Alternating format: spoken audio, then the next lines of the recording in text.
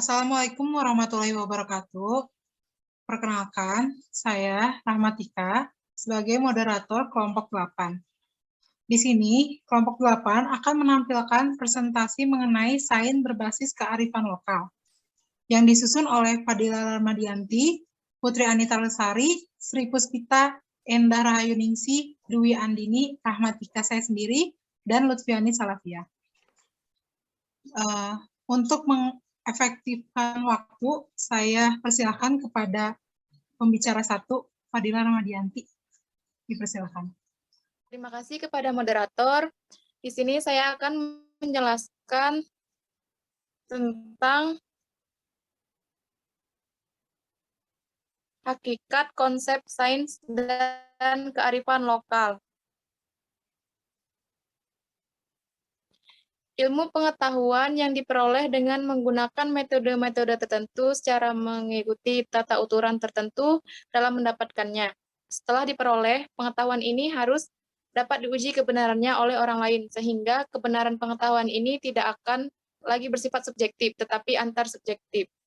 Ilmu pengetahuan juga dapat didefinisikan sebagai rangkaian konsep dan kerangka konseptual yang saling berkaitan dan berkembang sebagai hasil pengamatan yang bermanfaat untuk percobaan lebih lanjut. Berdasarkan pendapat Alfian, itu dapat diartikan bahwa kearifan lokal merupakan turun hingga saat ini masih dipertahankan oleh masyarakat hukum adat tertentu di daerah tertentu. Selanjutnya, menurut Istiawati berpandangan bahwa kearifan lokal merupakan cara orang berpikir dan bertindak dalam menanggapi perubahan dalam lingkungan fisik dan budaya. Nah, berdasarkan pendapat para ahli di atas, dapat mengambil kesimpulan bahwa kearifan lokal merupakan gagasan yang timbul dan berkembang terus-menerus dalam sebuah masyarakat berupa adat istiadat, tata aturan atau norma, budaya, bahasa, kepercayaan, dan kebiasaan sehari-hari. Saya kembalikan ke moderator. Ya, terima kasih kepada Fadila Ramadianti yang telah menyampaikan pembicaraannya. Selanjutnya kepada pembicara kedua, saya persilahkan. Menjelaskan tentang bentuk-bentuk kearifan lokal. Menurut Haryanto menyatakan bentuk kearifan lokal adalah kerukunan keragaman dalam wujud praktik sosial yang dilandasi suatu kearifan budaya. Bentuk-bentuk kearifan lokal dalam masyarakat dapat berupa nilai, norma, etika, kepercayaan, adat istiadat, hukum adat, dan nusantara khusus, dan peraturan khusus. Nilai-nilai luhur terkait kearifan lokal meliputi cinta kepada Tuhan, alam semesta beserta isinya, tanggung jawab disiplin dan mandiri, jujur, hormat dan santun, kasih sayang dan peduli, percaya diri, kreatif, kerja keras, pantang menyerah, keadilan, kepemimpinan, baik dan rendah hati, toleransi, cinta, damai, dan persatuan. Kearifan lokal juga menurut Wahyudi merupakan tata aturan tak tertulis yang menjadi acuan masyarakat yang mencakup seluruh aspek kehidupan berupa tata aturan yang menyangkut hubungan antar sesama manusia. Misalnya dalam interaksi sosial baik antar individu maupun kelompok yang berkaitan dengan hierarki dalam kepemerintahan dan adat, aturan perkawinan antar klan, tata krama dalam kehidupan sehari-hari, tata aturan hubungan manusia dengan alam, binatang, tumbuhan yang lebih bertujuan pada upaya konservasi alam, tata aturan yang menyangkut hubungan manusia dengan yang gaib, misalnya Tuhan dan roh gaib. Kearifan lokal dapat berupa adat istiadat, institusi, kata-kata bijak, pepatah, dan peribahasa.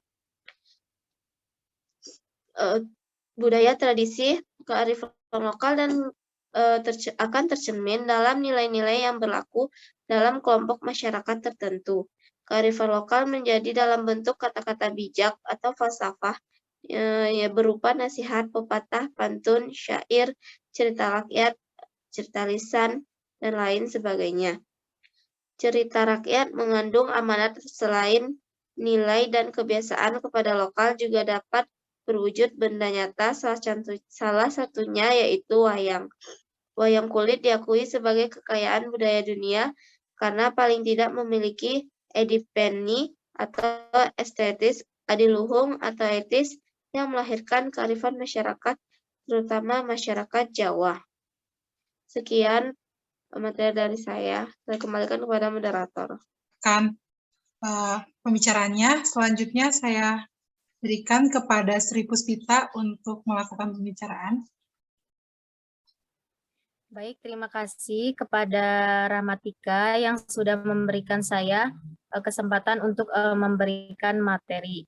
Di sini saya akan memberikan materi mengenai manfaat pembelajaran berbasis sains kearifan lokal di sekolah. Yang pertama, ada melahirkan generasi-generasi yang kompeten dan juga bermanfaat.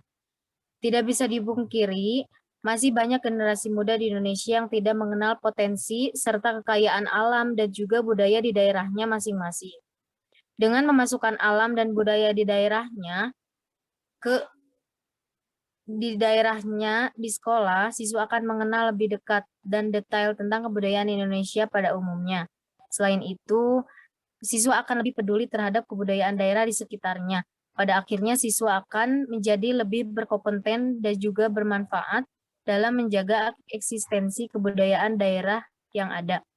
Yang kedua, ada merefleksikan nilai-nilai budaya sosial budaya. Salah satu manfaat memasukkan pembelajaran berbasis kearifan lokal di setiap jenjang sekolah adalah siswa dapat merefleksikan nilai-nilai budaya yang ada di sekitar lingkungan. Siswa akan terlibat secara langsung mengidentifikasi ataupun menganalisa seluruh potensi dan keunggulan lokal yang ada di daerah di sekitar sekolah. Seluruh potensi dan keunggulan lokal yang ada di sekitar sekolah, produk-produk keunggulan kearifan lokal tersebut dicantumkan juga dalam silabus. Kearifan lokal yang dipaparkan dalam berbagai aspek seperti sumber daya alam, sumber daya manusianya, sejarah, geografis, dan juga berbagai kebudayaan. Yang ketiga ada berperan dalam membentuk karakter bangsa. Manfaat lain pembelajaran berbasis kearifan lokal ini adalah berperan serta juga membentuk karakter bangsa, mengenalkan keberagaman potensi dan kebudayaan yang ada di daerah tempat siswa tinggal akan membuatnya lebih peduli gitu ya terhadap warisan kebudayaan negara Indonesia. Kearifan lokal ini juga dapat digunakan sebagai modal untuk membentuk karakter luhur bangsa. Karakter luhur bangsa Indonesia yang telah sejak dulu dimiliki. Melalui pembelajaran ini juga berbagai pendidikan karakter positif ciri khas dari bangsa Indonesia tertanam di dalam diri peserta didik. Berbagai karakternya seperti bertindak dengan penuh hati-hati kesadaran, pengendalian diri, tenggang rasa, cinta tanah air, dan juga meminimalisi keinginan dan sopan santun. Yang keempat ada berkontribusi menciptakan identitas bangsa Indonesia dengan nilai-nilai keluhurannya menjadi salah satu identitas bangsa. Melalui pembelajaran berbasis kearifan lokal, siswa akan mampu berkontribusi dalam menciptakan identitas bangsa yang kuat. Upaya pengembangan karakter bangsa dapat terselenggara dengan secara optimal melalui pembelajaran di sekolah. Materi-materi berhubungan dengan kebudayaan seperti bahasa, tarian, makanan, lagu merupakan kontribusi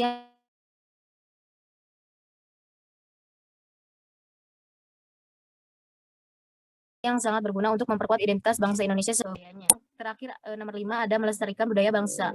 Manfaat terakhir dari pembelajaran berbasis kearifan lokal ini adalah siswa bisa mengenal budaya, terutama budaya yang ada di sekitarnya. Setelah mengenal, siswa akan lebih tertarik dan juga mencintai budaya bangsanya sendiri. Siswa mulai memperkenalkan berbagai kebudayaan tersebut kepada orang lain. Semakin banyak orang mengenal kebudayaan yang ada di daerahnya, maka makin banyak juga orang akan menjaga dan juga melestarikan berbagai kebudayaan bangsa dari berbagai daerah yang ada di Indonesia. Selain itu, pembelajaran yang melibatkan kearifan lokal ini menggali potensi nilai keberagaman budaya yang semakin hilang karena pengaruh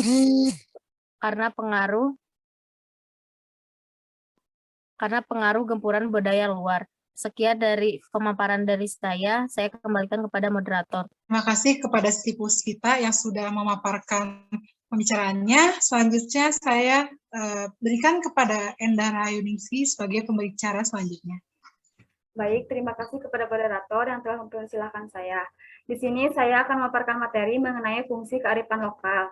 Ada beberapa fungsi dari kearifan lokal, yaitu yang pertama, konservasi dan pelestarian sumber daya alam, yang dimana misalnya sumber daya alam itu terkait dengan konservasi flora dan fauna atau sumber daya alam.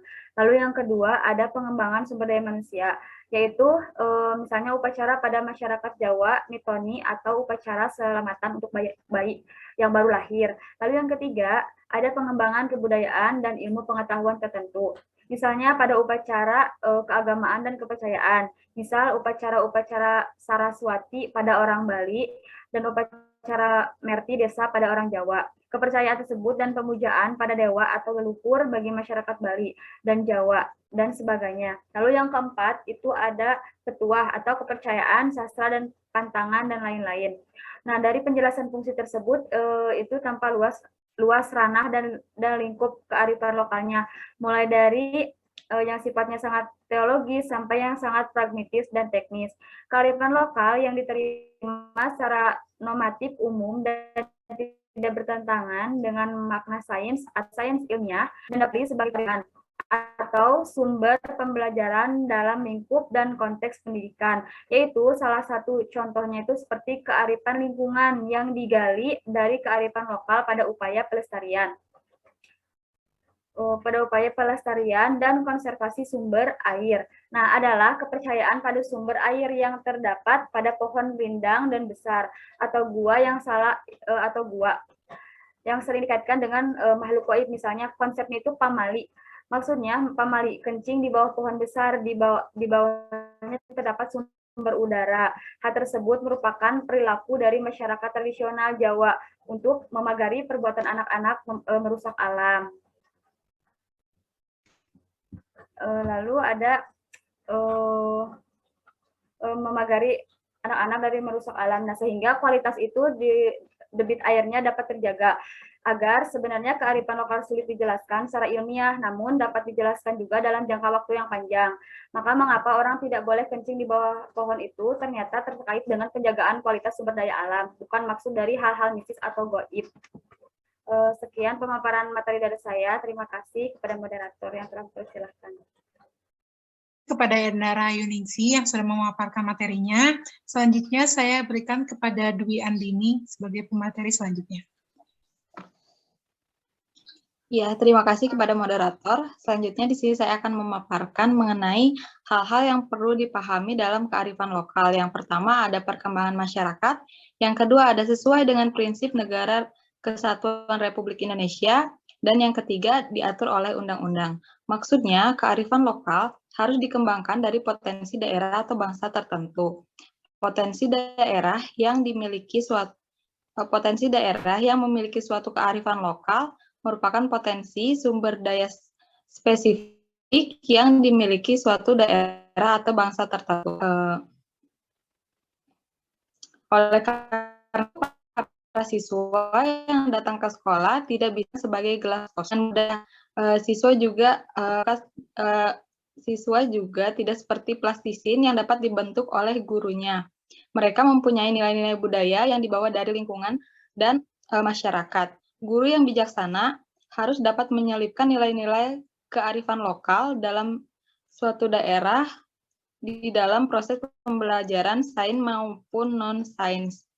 Pendidikan yang berbasis kearifan lokal akan berhasil apabila guru memahami kearifan lokal itu sendiri. Misalnya, seorang guru pembelajaran sains dengan tema ekosistem dan ekologi atau interaksi makhluk hidup dan lingkungannya sebaiknya menggunakan lokal seperti laut atau hutan mangrove atau flora dan fauna sebagai salah satu sumber bahan ajar. Hambatan yang biasanya muncul ketika guru melakukan pembelajaran berbasis sains atau kearifan lokal adalah guru mengalami kekurangan keterampilan. Akibatnya para guru kurang mampu menciptakan pembelajaran yang menghargai kebudayaan dan kearifan lokal dari daerah. Ya, pemaparan saya. Ada Dwi Andini yang sudah memaparkan materinya. Selanjutnya materi dari saya mengenai pengembangan sekolah berbasis kearifan lokal. Yang pertama ada membuat kerjasama tim. Nah, kerjasama tim di sini, sekolah berbasis kearifan lokal membutuhkan konsentrasi besar sehingga tidak bisa dianggap sepele dan sekadar sama. Oleh karena itu, kepala sekolah sangat perlu membuat tim kerja yang khusus mengenai sekolah berbasis kearifan lokal. Tim inilah yang secara matang semua hal terkait dengan program ini, baik itu materinya, sarana, prasarana, tenaga pengajarnya, prospek masa depan, dan tindak lanjutnya dilakukan pada kerja sama tim ini. Lalu yang kedua, bekerja sama dengan aparat desa dan tokoh masyarakat.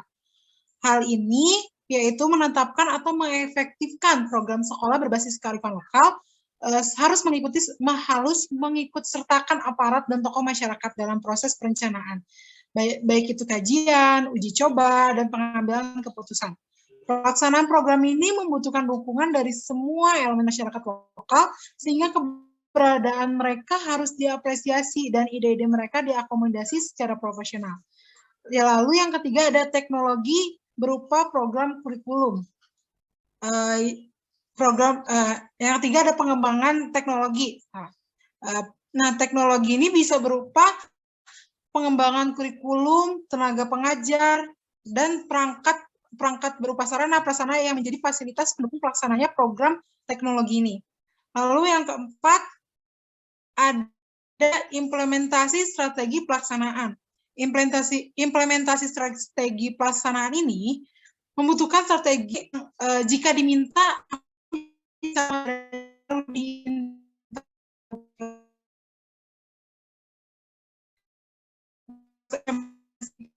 tidak pada satu mata pelajaran saja seperti satu mata pelajaran khusus yaitu kearifan lokal, tidak, tapi bisa juga disebut sertakan sebagai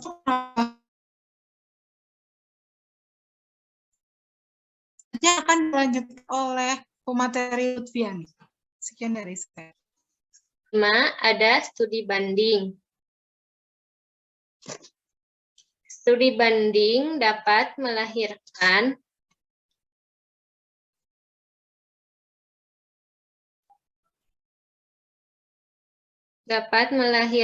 imajinasi dan ide-ide segar dalam mengembangkan sekolah berbasis kearifan lokal. 6. Ada mencari inventor keberlangsungan. Sangat penting mencari inventor yang dapat mengembangkan program ini. Yang ketujuh, membuka pasar kearifan. Membuka pasar kearifan unggul lokal identik dengan peluang ekonomi yang dapat meningkatkan kesejahteraan masyarakat. Selanjutnya, 8. Siswa-siswi yang terampil. Untuk menjangkau masa depan yang kompetitif, dibutuhkan sumber daya manusia yang berkualitas. Yang ke-9, melibatkan masyarakat sekitar. Program ini harus melibatkan partisipasi masyarakat sekitar dalam konteks perencanaan dan lain-lain. Sekian dari saya kembalikan ke moderator. Terima kasih kepada Lutfi yang sudah memaparkan materi. Sekian dari kelompok 8 mengenai sains kearifan lokal.